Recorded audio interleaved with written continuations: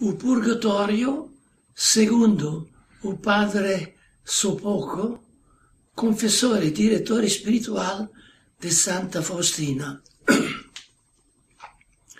Virá a noite na qual já ninguém pode trabalhar. João 9:4. Com estas palavras, Jesus ensina-nos que só podemos acumular méritos enquanto vivermos neste mundo e que no além-túmulo não podemos fazer nada para merecer a vida eterna. Nem toda alma que sai deste mundo, com a graça santificante, possui a perfeição que o Senhor exige. Sede perfeitos, assim como vosso Pai Celeste é perfeito. Mateus 5:48. A maioria morre tendo apenas uma orientação para Deus, mas ainda imatura para a felicidade eterna. Neste caso, Deus dá-nos a possibilidade de nos purificarmos. Desta possibilidade fala Jesus quando fala da prisão da qual não sairá antes de ter pago o último centavo. Mateus 5:26. Essa mesma possibilidade parece aludir São Paulo ao falar daquele evangelizador que, sobre o fundamento que é Cristo, constrói com ouro, prata, pedras preciosas, madeira, feno ou palha. Ele mesmo, entretanto, será salvo, mas como que através do fogo. 1 Coríntios 3, 12 e 15.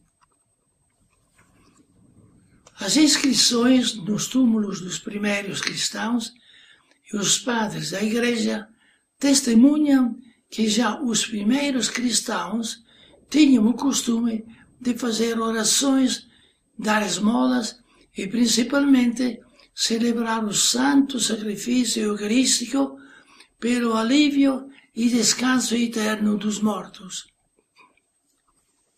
Lembravam-se dessa salvação que passava, de alguma maneira, através do fogo e apressavam-se em levar ajuda aos seus irmãos.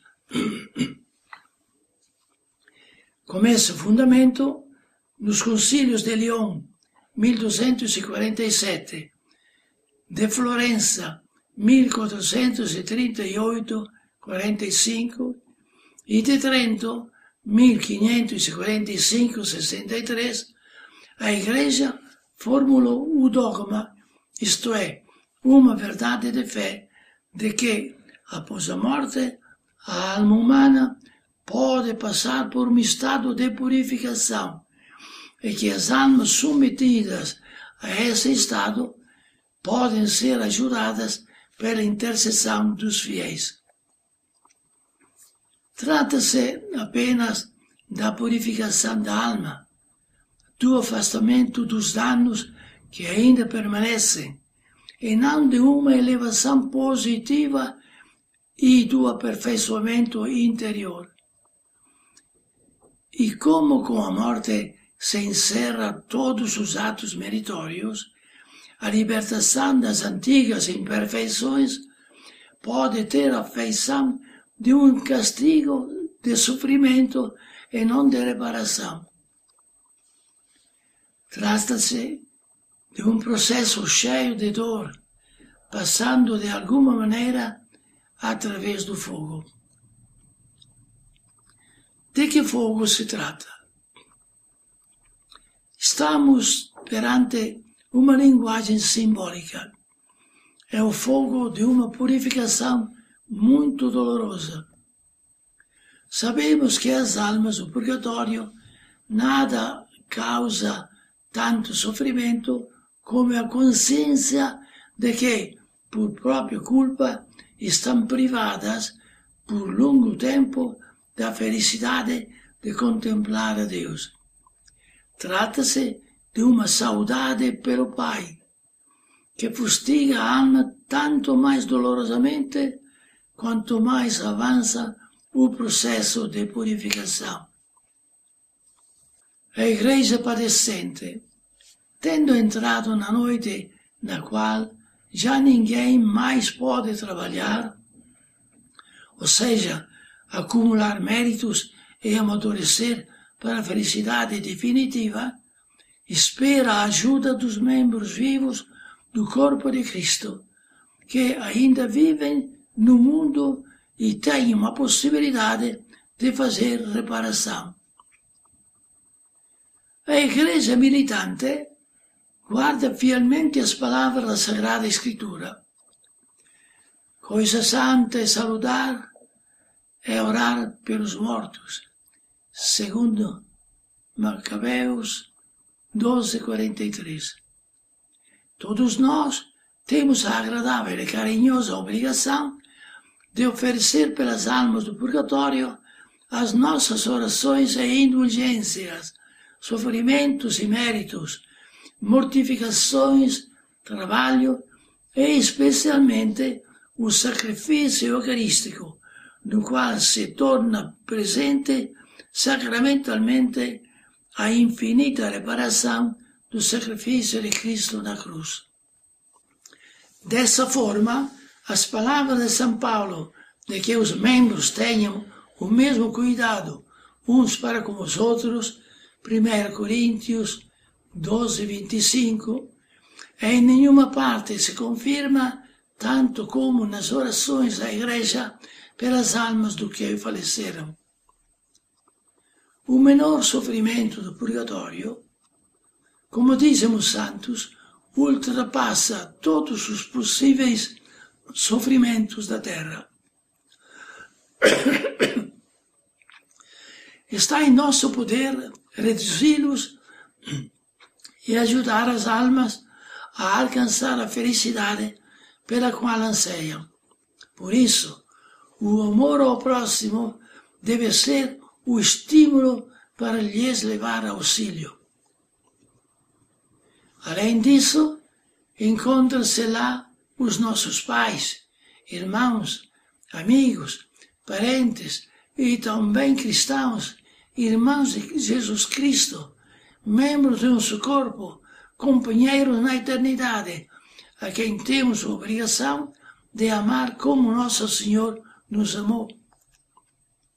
Finalmente, o nosso próprio interesse exige que levemos ajuda às almas do purgatório, pois elas serão nossas protetoras diante de Deus e rezarão por nós incessantemente. O próprio Jesus será nosso defensor, pois ele agora é prisioneiro num dos seus membros e nós o libertaremos. Ele encontra-se sedento nessa alma e nós lhe daremos de beber. Despido e nós o vestiremos de glória eterna. Se um copo de água, dado em seu nome, merece recompensa eterna, o que não fará o misericordiosíssimo Salvador para recompensar uma misericórdia ainda maior para com as almas do purgatório? Jesus lembrar-se-á de nós, quando talvez lá nos encontrarmos também para satisfazer a justiça. O castigo, isto é, a purificação no purgatório, é terrível e a penitência na terra é fácil. Por isso, ao rezarmos pelas almas do purgatório, lembremos-nos da necessidade da penitência pelos nossos próprios pecados. Evitemos os pecados veniais, pelos quais justamente nos espera a purificação no purgatório, se não fizermos penitência na terra, tais como mentira, ociosidade, perda do tempo, distração voluntária na oração, a satisfação do amor próprio, etc. Que grande loucura é arriscar-se voluntariamente a tão grandes castigos ou purificação por tão pequenas coisas como cometer voluntariamente o pecado venial, que acarreta tão tristes consequências. Santa Faustina escreve: em determinado momento fui submetida ao juízo de Deus.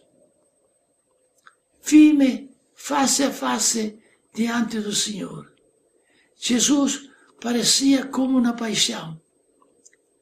Logo a seguir, desapareceram-lhe as outras chagas e ficaram apenas 5, nas mãos, nos pés e no lado. De repente, observei todo o estado da minha alma, tal como Deus a vê. Reconheci claramente tudo que não agradava a Deus. Não sabia que até de tão pequenas manchas era preciso prestar contas ao Senhor. Que momento! Quem poderá descrevê-lo? Está na presença do 3 vezes Santo. Jesus perguntou-me: quem és tu? Respondi: sou uma vossa serva, Senhor. Tens a dívida de um dia de fogo no purgatório. Teria querido logo lançar-me as chamas do fogo do purgatório, mas Jesus deteve-me e disse: o que preferes? Sofrer agora um dia no purgatório ou por breve tempo na terra? Respondi: Senhor, desejo sofrer no purgatório, mas quero também padecer os maiores tormentos na terra, ainda que seja até ao fim do mundo. Jesus volveu: basta uma só coisa. Descerás à terra, onde sofrerás muito, mas não por demasiado tempo, e cumprirás assim a minha vontade e os meus desejos. Diário 36. Confronto Festa da Misericórdia, Edições MIC, Curitiba, 1987, página 80-85. Caríssimos irmãos, com humildade e grande confiança na infinita misericórdia do Senhor, tomemos a sério esta meditação do Padre Sopoco, confessor e diretor espiritual de Santa Faustina, sobre o purgatório.